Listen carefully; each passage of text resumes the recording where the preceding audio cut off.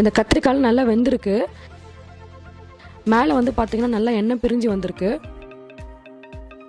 இப்போ இந்த ஸ்டேஜில் வந்துட்டு நம்ம வந்து அந்த பவுடர் வந்து இதில் ஆட் பண்ணிக்கலாம். நான் அரைச்ச பவுடர் அளவு வந்து இந்த கத்திரிக்காய்க்கு கரெக்டாக இருக்கும். நான் மொத்த அளவுமே இதில் சேர்த்துடுறேன். இப்போ இது நல்லா கலந்து விட்டுடலாம்.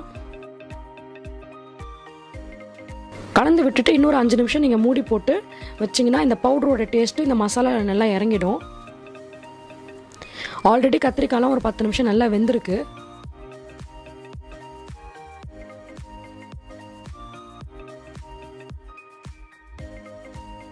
ஃபைவ் மினிட்ஸ்க்கு அப்புறம் நான் ஓப்பன் பண்ணியிருக்கேன். பாருங்கள், மேலே நல்லா எண்ணெய்லாம் வந்து பிரிஞ்சு வந்திருக்கு. சைடில் மேலே எல்லாமே நல்லா எண்ணெய் பிரிஞ்சு வந்திருக்கு. இந்த கத்திரிக்காய் ரெடி ஆகிடுச்சு. இப்போ மேலே கொஞ்சம் கொத்தமல்லி ஆட் பண்ணி நம்ம கிளறி விட்டுறலாம்.